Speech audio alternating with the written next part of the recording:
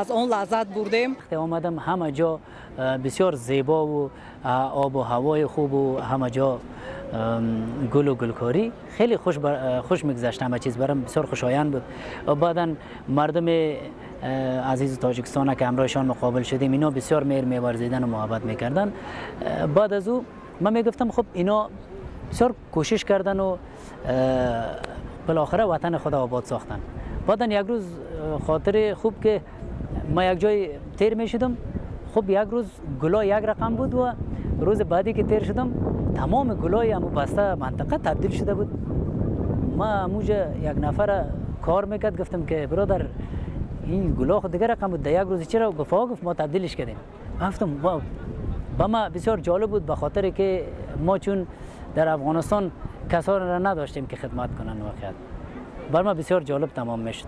وقتی درباره جناب عالی شنیدم، واقعیت شخص خیلی قابل توصیف هستن و یعنی مسئولیت پدر را به تمام تاجیکستان گرفتن. به خاطر پاسداری محبت های مردم تاجیکستان میخواستم یک تحفه از طرف خود داشته باشم و در صدد یک شعر بودم. خب یکی از دوستای افغانی ما که در اینجا کار میکنن در بخش نویسندگی، اونا بر ما چند شعر فرستادن که بالاخره یک از شعرهاشون اشعار سلام من به خلق تاجیکستان بود. ما دیدم خیلی ربط میخورد که یک کسی که مثلا از افغانستان آمده اینجا سلام خود را تقدیم میکنه به خلق تاجیکستان. بعد او را ما همون ساعت شنیدم و کمپوز کردم. بالاخره میخواستم خودم ثبت کنم و تقدیم مردم تاجیکستان کنم.